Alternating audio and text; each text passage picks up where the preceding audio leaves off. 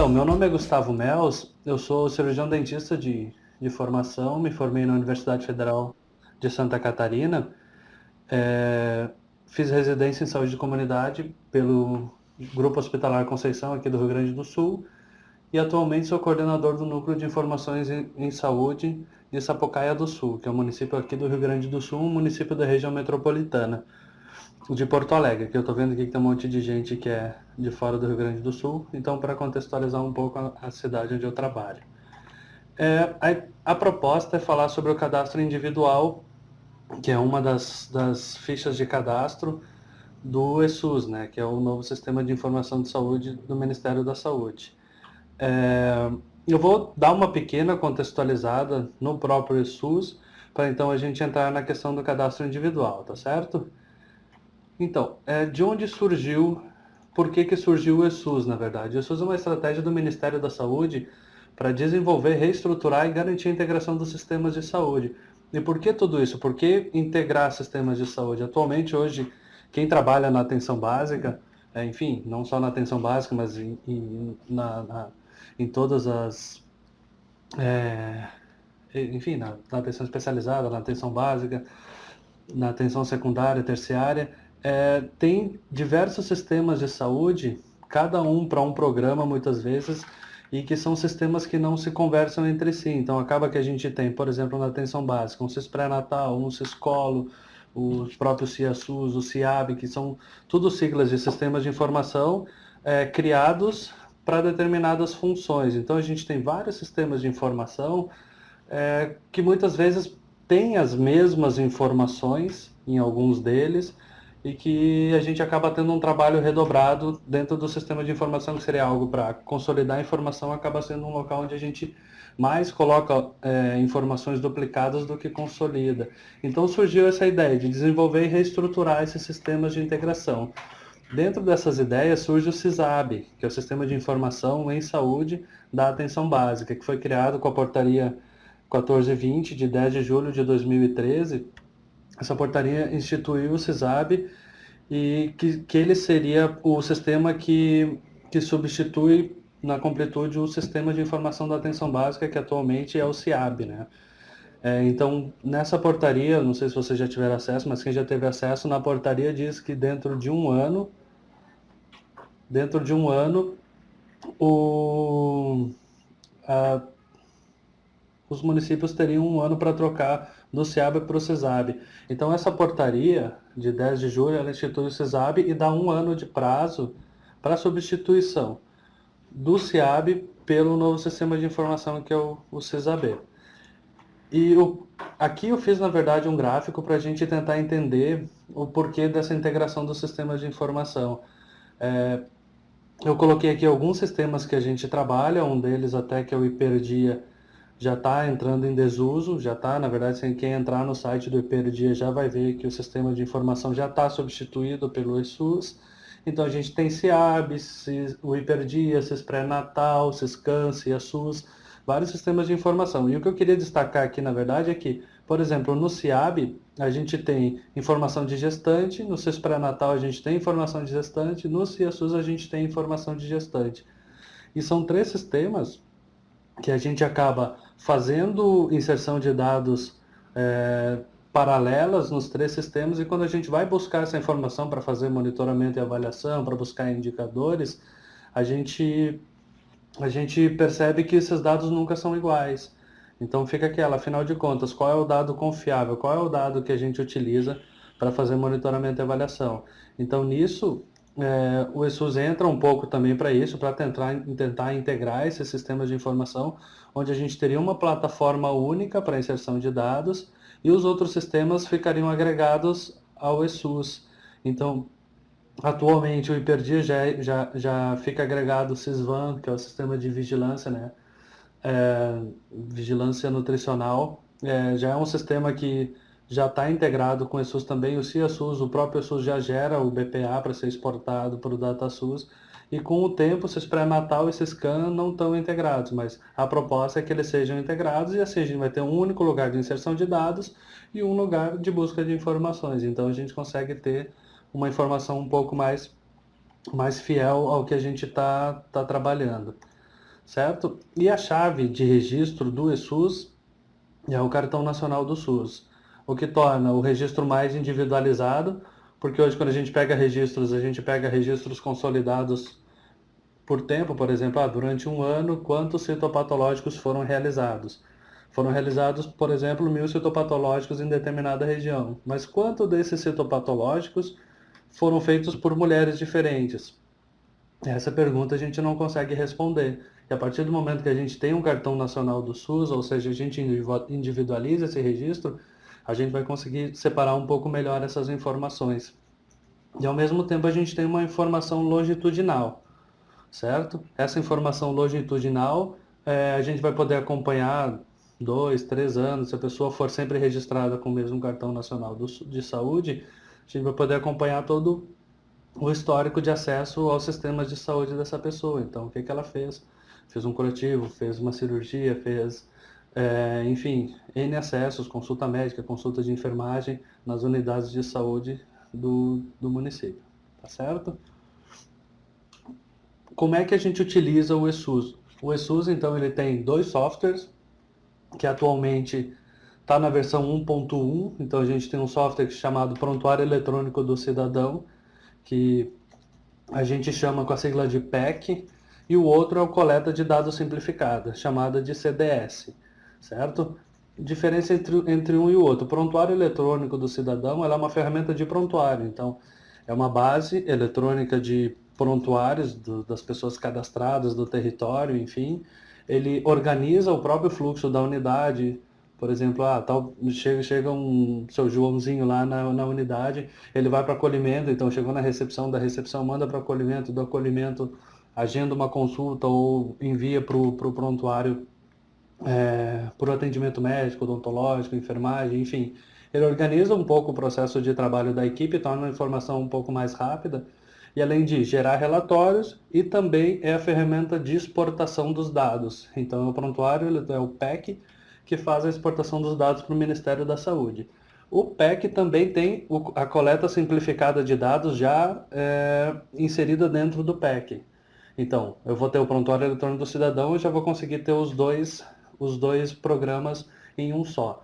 A coleta simplificada de dados, ela não é um transmissor, ela é um lugar onde a gente vai digitar as fichas. A gente utilizaria, são 7 fichas que o software utiliza, né? São 7 fichas de atendimento individual, enfim, daqui a pouco a gente vai falar sobre um pouquinho das fichas.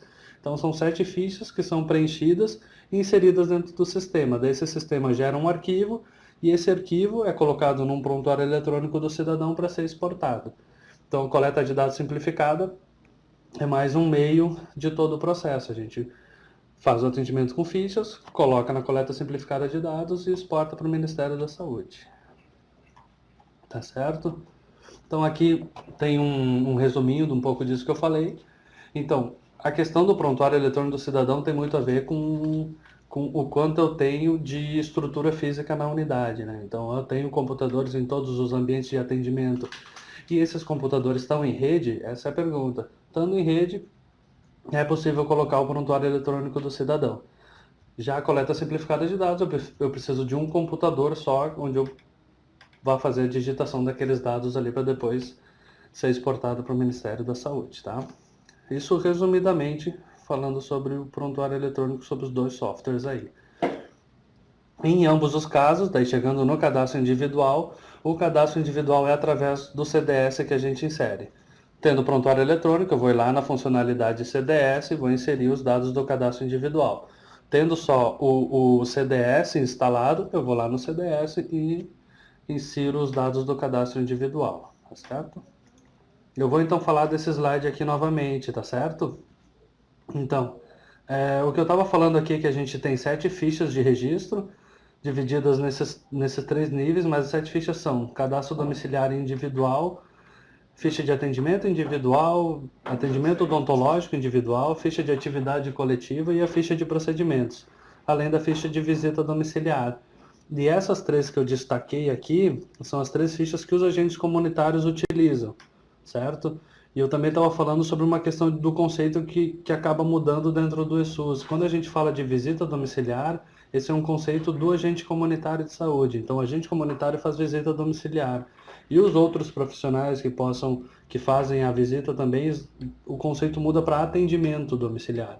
Então, quem faz visita domiciliar e quem utiliza a ficha de visita domiciliar é só o agente comunitário de saúde, tá certo?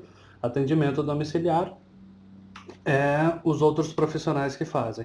Então, essas 3 fichas aqui são as 3 fichas que os agentes comunitários utilizam, e o que a gente vai focar é no cadastro individual, tá certo? Como é que funciona o cadastro individual? Então, ele é baseado no Cartão Nacional do SUS, como a gente estava falando, todos os registros vão ser baseados no Cartão Nacional do SUS. Então, ele utiliza o Cartão Nacional do SUS, ele gera um cidadão do PEC. O que é esse cidadão do PEC? O prontuário eletrônico, a gente precisa cadastrar as pessoas no prontuário eletrônico para que a gente consiga utilizar aquelas pessoas nas funcionalidades do prontuário, que é pegar aquele cidadão que foi gerado, colocar na agenda do profissional, botar no acolhimento, colocar para fazer algum procedimento, enfim, então ele gera o cidadão que pode ser utilizado dentro do PEC, esse cadastro individual gera isso. Os dados também gera dados que apoiam as equipes de atenção básica a mapear algumas características do território e divide-se em alguns blocos: a identificação do profissional que fez o cadastro, identificação do cidadão, algumas informações sociodemográficas, situação de rua e condição de saúde geral, tá certo?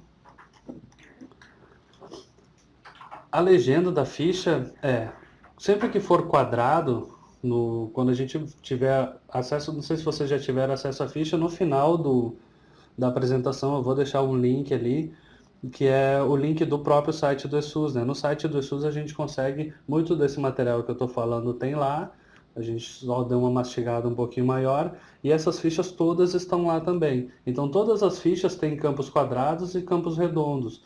Os campos redondo, círculo, oval, enfim, são com uma única opção de preenchimento, e o quadrado pode preencher mais de uma opção. Por que é importante isso? Porque quando for inserir no sistema, se uma bolinha tiver, se um campo tiver de círculos tiver mais de um preenchido, vai ter problema na inserção do dado do sistema, porque a pessoa que inseriu o dado vai ter que escolher uma das opções só, porque o sistema só permite uma opção, tá certo? Então essa é a ficha de cadastro individual. Ela ficou meio pequena aqui no slide, mas a gente vai destrinchar ela aos pouquinhos aqui. A gente vai falar sobre a identificação do profissional, que é bem esse cabeçalho aqui, tá certo? Na identificação do profissional, a gente tem alguns campos. O campo digitado por, que é a pessoa que vai fazer a digitação no sistema, e a data que fez essa digitação. O conferido por, para organizar a equipe para que alguém possa fazer a conferência daquele dado, se teve algum erro ou não, se o dado está correto dentro do sistema. E folha número é mais uma organização pessoal de quem está usando essa ficha, porque se eu tiver mais de uma ficha e quiser numerar elas para ficar numa ordem melhor, é um campo a ser utilizado dessa maneira. No sistema, folha número não entra, então é uma organização mais de quem está utilizando a ficha mesmo. Número do cartão SUS do profissional e o código CNES da unidade. O número do cartão SUS do profissional, a partir do momento que você instalou o programa no computador. E esse programa, a gente faz a importação do CNES. Bom, CNES, não sei se todo mundo sabe, mas o CNES é o Cadastro Nacional de Estabelecimentos de Saúde. É o programa onde a gente coloca todas as características da unidade e onde a gente coloca todos os profissionais que trabalham naquela unidade, né? Então, quando a gente faz a instalação do programa CDS ou do programa Prontuário Eletrônico do Cidadão, a gente faz logo em seguida a importação de um arquivo que é gerado do CNES, desse Cadastro Nacional de Estabelecimentos de Saúde. Então, quando a gente importa lá para dentro, já vai todos os dados daquela equipe. Então, quando eu for no sistema digitar o número do cartão SUS do profissional e eu começar a digitar o nome da pessoa, ele já vai puxar esse número do cartão SUS do profissional. Então, não necessariamente o agente comunitário, que é quem vai utilizar possivelmente essa ficha aqui, precisa colocar sempre o seu cartão SUS do profissional aqui. Ele precisa identificar para saber que é ele. E daí quando for botar no sistema, tem que saber que é esse o profissional que a gente está falando. E o código CNES da unidade, também a partir do momento que eu seleciono o profissional que fez o cadastro, ele já vem com o código CNES da unidade também já pré-selecionado para a gente colocar, certo? O código da equipe, ou código INE, é um código que identifica a equipe que trabalha dentro de um estabelecimento de saúde. Como é que funciona? Por exemplo, eu tenho uma unidade de saúde, uma estrutura física que comporta 4 equipes de saúde da família. Então, eu vou ter um código CNES, que é o código do estabelecimento de saúde, e mais 4 códigos de INE, que é o código que identifica as equipes. Então, esse código é da equipe de saúde da família. Então, como é que eu pego esse código? Eu solicito para o responsável pelo CNES do município, ele tem acesso a esse código, ele pode fornecer, e se não conseguir dessa maneira, tem pelo próprio site do DataSUS, dá para conseguir. Vai em consulta de estabelecimento por CNES, entra nesse site, né, CNES. Então, eu tinha falado que no número do cartão SUS do profissional, basta que a gente tenha uma identificação. Quando o programa está instalado no computador, já com o arquivo do CNES importado dentro dele, já vai ter a lista de profissionais daquela unidade, já vão estar ali. Então, eu começo a escrever o nome do profissional, já vai puxar esse cartão SUS do profissional. Então, o que eu preciso mesmo é identificar se, claro, dá para colocar o número do cartão SUS do profissional, mas é só para facilitar um pouco, para não precisar botar em todas as fichas o número do cartão SUS, que é um número grande do próprio profissional, tá certo? Daí o código do estabelecimento de saúde vai estar aqui, a partir do momento que eu seleciono o profissional, ele já abre qual é a unidade, para eu selecionar aqui a unidade de saúde daquele profissional. Quando eu estava falando do código da equipe, é o código da equipe de saúde da família. Então, é um código que identifica a equipe que está dentro daquela unidade de saúde. Como é que eu pego esse código? Eu solicito para o responsável do CNES do município, ou, se não conseguir dessa maneira, entrar no site do DataSUS.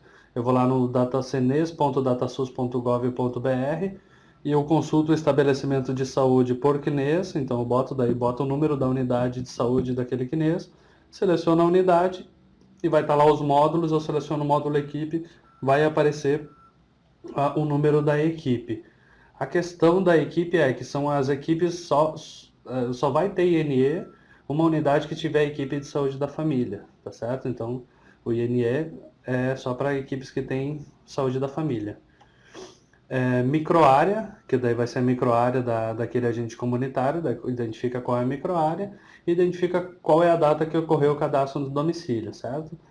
Feito isso aqui, na casa, então, o que vai ser feito é só o número do cartão SUS, o código CNES da unidade, o código da equipe, a microárea e a data. Isso daqui identifica o profissional e essa parte aqui de cima identifica a digitação dessa ficha no sistema, tá certo? Vou seguindo aí, qualquer coisa vocês gritem aí, daí a gente tenta melhorar. A identificação do usuário cidadão, então vamos para o próximo módulo. Como é que eu faço a identificação do cidadão aqui? Então, coloca o número do cartão SUS desse cidadão, o nome completo dele, o apelido ou nome social, que é o nome pelo qual o cidadão é conhecido, ou gostaria de ser chamado, independente do que possa ter como registro oficial no documento dele. Então, o nome que a pessoa pode colocar aí. Data de nascimento, sexo, quesito raça-cor, que deve ser autodeclarado pelo cidadão, então tem que ser solicitado para que a pessoa se classifique dentro do quesito raça-cor branco, preto, pardo, amarelo ou indígena.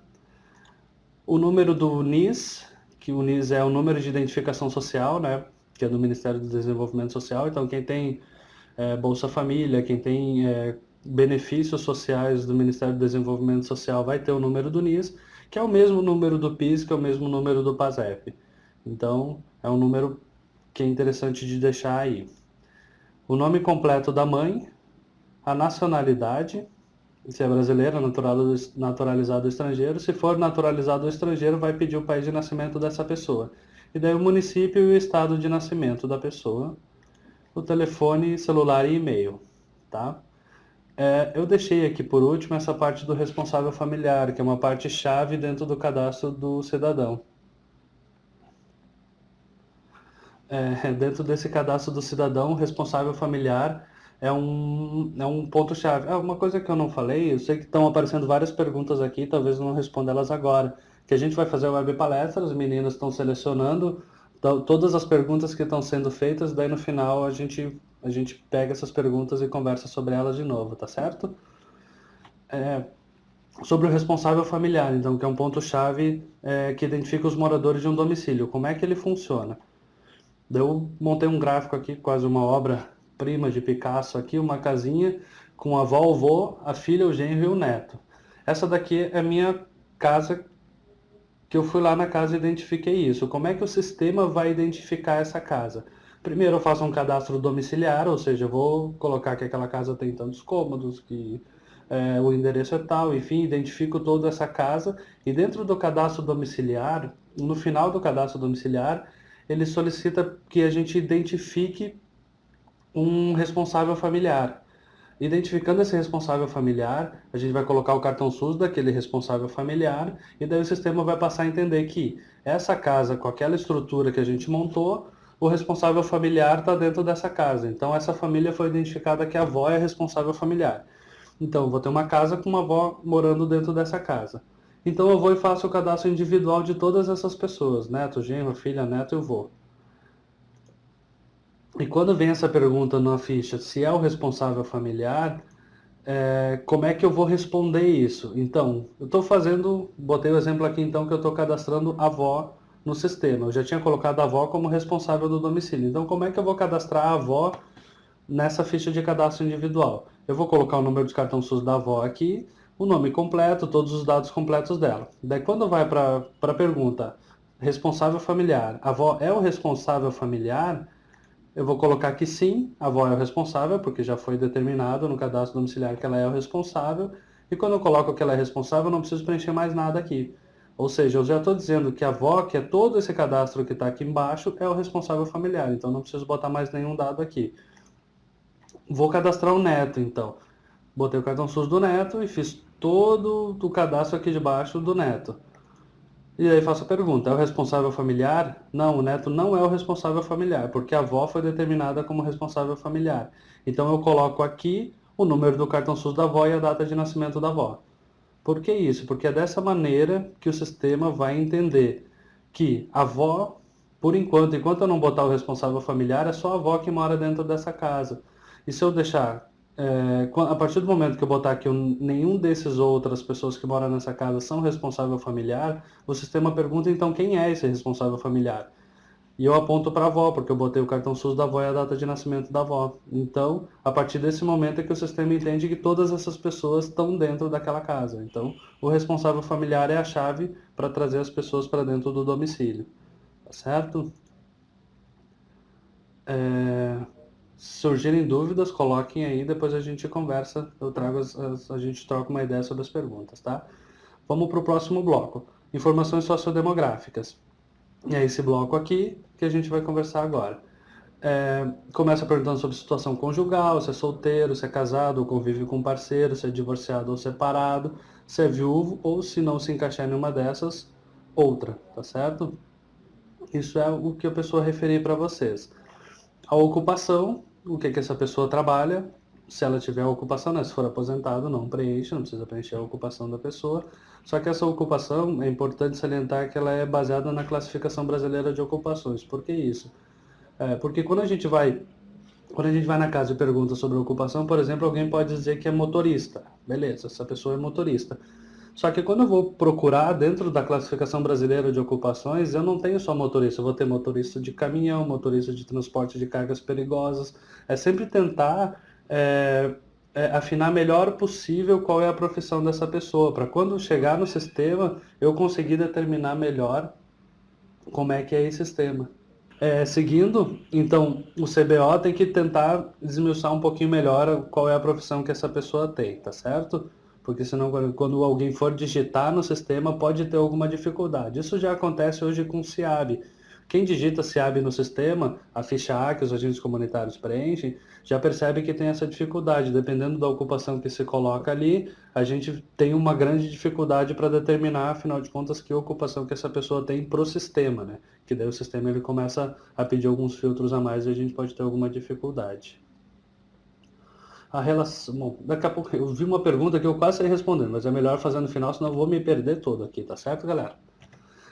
Frequenta a escola, sim ou não? Daí, se a pessoa essa que está sendo cadastrada está atualmente frequentando alguma escola.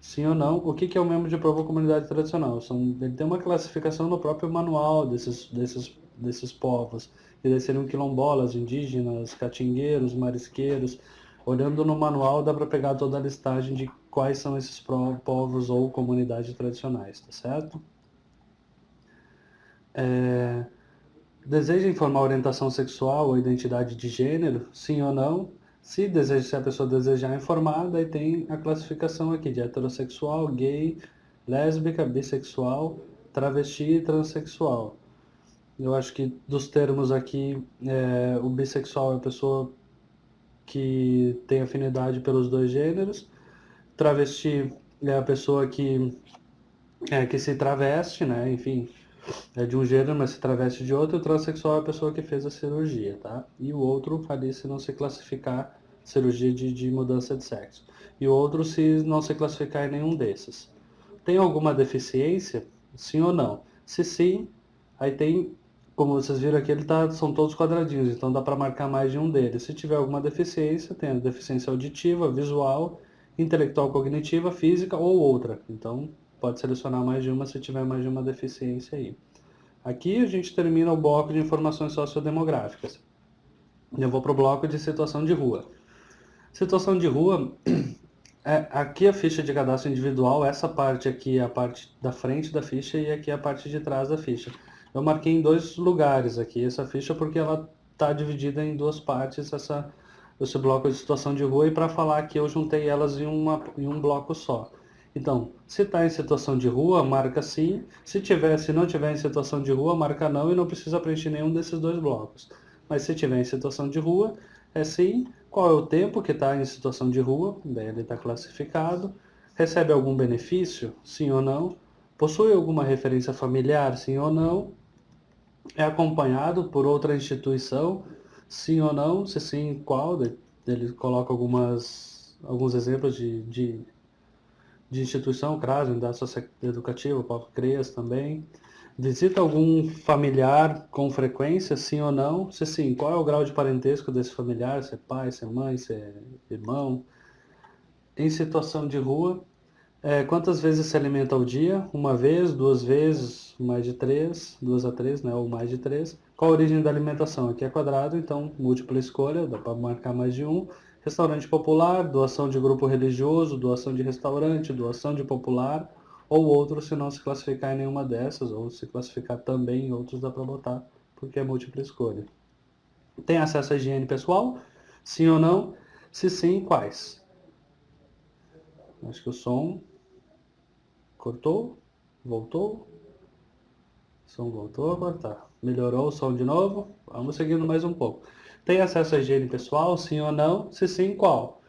Banho, acesso sanitário, higiene bucal ou outros. Então dá para classificar em mais de um aqui. Então esse bloco é só se estiver em situação de rua. Se não estiver em situação de rua, não preenche. Falando sobre agora condições de situação de saúde geral. Se tiverem dúvidas, vocês coloquem aí, tá certo, pessoal? Mesmo se falei alguma coisa sobre repouso e não consegui entender direito, faça pergunta, pode fazer pergunta. Eu quero que explique tal bloco de novo, porque eu não consegui pegar bem. Então pode colocar aí e a gente vai trocando uma ideia. Claro que daí depois no final a gente retoma.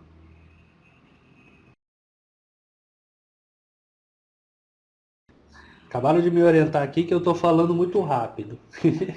Peço desculpas, vou um pouquinho mais devagar. Tá certo? Aí botaram que a parte de situação de rua deu para entender legal, então tá beleza. Vou ir seguindo aqui, tá? Condição, condições ou situações de saúde geral. Começa perguntando se a pessoa está gestante, sim ou não. Uma coisa legal do sistema é que se é uma mulher, ele vai aparecer. Se for um homem, essa questão nem é possível de ser marcada dentro do sistema, tá certo? Mas enfim, se for uma mulher e estiver gestante, marca sim. E se ela tiver gestante, qual é a maternidade de referência dela? Daí já coloca aqui o nome da maternidade de referência. Sobre o seu peso, você se considera abaixo do peso, peso adequado ou acima do peso. Então aqui, isso aqui é autorreferido pela pessoa, né? Daí tem um bloco aqui, está fumante, sim ou não? É dependente, ou está dependente ou abusa de álcool, sim ou não? Está dependente ou abusa de outras drogas, sim ou não? tem hipertensão arterial, tem diabetes, teve acidente vascular cerebral, derrame, sim ou não, teve infarto, sim ou não também. Passando para a próxima partezinha aqui, tem alguma doença cardíaca ou alguma doença do coração, sim ou não. Se tiver, perguntar qual é essa doença, se for insuficiência cardíaca, marca aqui. Se não souber, tem um não sabe, se for alguma outra, tem um outro. E dá para marcar mais de uma também, tá certo? Tem ou teve algum problema nos rins? Sim ou não? Se sim, insuficiência renal, outro ou não sabe. Podendo marcar mais de uma também.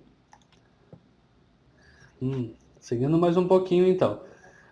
Tem alguma doença respiratória, alguma doença no pulmão? Sim ou não? Se sim, quais? Asma, doença pulmonar obstrutiva crônica ou enfisema, alguma outra ou não sabe. Também podemos marcar mais de uma alternativa aqui. Logo após aqui fala se a pessoa está com hanseníase, sim ou não, está com tuberculose, sim ou não, tem ou teve câncer, sim ou não. Seguindo, teve alguma internação nos últimos 12 meses? Se sim, qual a causa dessa internação? Daí escreve ali embaixo qual é a causa. Fez ou faz tratamento com psiquiatra ou teve internação por problema de saúde mental? Sim ou não? Então, pergunta logo em seguida, se está acamado, sim ou não, se está domiciliado, sim ou não. Diferença entre acamado e domiciliado. Acamado é a pessoa que é restrita ao leito, ou seja, ela não sai da cama, fica só na cama. E o domiciliado é a pessoa que fica restrita ao lar. Ela sai da cama, mas pode ser o exemplo de um cadeirante que fica dentro de casa. Para sair de casa precisa de ajuda de alguém. Então, o acamado é a pessoa que fica na cama, restrita, e o domiciliado é a pessoa que fica em casa e para sair de casa precisa de ajuda de alguém. Usa plantas medicinais? Sim ou não? Se sim, qual? É legal identificar qual é essa planta, porque acontece muito de colocar apenas que é um chá, mas se conseguir identificar é melhor, porque dependendo da planta pode interferir em determinados tratamentos, então é importante estar bem classificado isso. Usa outra prática integrativa e complementar, que são as chamadas PICs. Pergunta outra porque o uso de plantas medicinais já é considerado uma prática integrativa e complementar, e daí dentro disso se encaixa outras coisas, homeopatia, acupuntura, antroposofia, medicina antroposófica, reiki, yoga, tem outras práticas que podem entrar aí também, tá certo? Então se sim, coloca assim ali. Se tiver alguma outra condição de saúde que não foi falado aqui, coloca, pode escrever aqui embaixo, por exemplo, eu tive lúpus, reumatismo, que são situações ou condições de saúde que não aparecem no questionário, dá para ser colocado aqui embaixo, tá? Termo de recusa de cadastro. O termo de recusa de cadastro tem no cadastro individual, tem no cadastro domiciliar também. Ele serve para caso a pessoa não queira fazer o seu cadastro, poder ter registrado na unidade essa recusa do cadastro. Então, é um termo onde a pessoa coloca eu, escreve o nome da pessoa, portador do RG número, aí coloca o número do registro geral da pessoa, gozando de plena consciência dos meus atos, recuso este cadastro, mesmo que isso facilite o acompanhamento à minha saúde e de meus familiares. Estou ciente de que essa recusa não implicará no não atendimento na unidade de saúde. E daí assina aqui embaixo. Acontece da pessoa às vezes não querer assinar, então tentar pegar alguma testemunha que possa assinar por ela, para dizer e ficar como um documento na unidade de saúde que comprove que aquela pessoa recusou, em determinado momento recusou esse cadastro. Esse termo de recusa não quer dizer que a pessoa não vai ter o cadastro. Naquele momento ela recusou, mas em algum outro momento pode ser oferecido de novo, quem sabe ela queira, ou ela procura a unidade e faça o seu cadastro também. Então é só algo para comprovar que naquele momento a pessoa se recusou ao cadastro individual da atenção básica. Falar um pouquinho do software. Então aqui a gente termina a ficha em si, tá certo? Aí no sistema, essa daqui é a tela do sistema. Tendo o prontuário eletrônico ou tendo só o CDS, só a coleta simplificada de dados, essa aqui é a tela do CDS. Está um pouquinho desfocada, mas aqui está escrito CDS, essa é a tela do CDS, que vai ter dentro do prontuário eletrônico do cidadão também tem essa tela para o registro desse cadastro individual. E daí aqui são todas as 7 fichas representadas nesses ícones aqui. Então a gente no sistema clica no cadastro individual e daí ela vai abrir essa tela aqui. Ela está toda em branca, mas aqui ficaria o nome do cidadão que já foi registrado, a data de nascimento. Então aqui ficam todas as pessoas que já foram registradas dentro desse cadastro. E daí eu posso selecionar, por exemplo, eu quero fazer alguma edição de qualquer cadastro que eu tenha feito, posso selecionar por número do cartão SUS, pela o nome do usuário e pelo nome da mãe, certo? Então dá para pesquisar por aqui essas pessoas para fazer edição ou qualquer coisa que queira ver dentro daquele prontuário daquela pessoa. Para adicionar um novo, eu venho aqui, clico em adicionar e daí ele vai abrir essa tela aqui do sistema.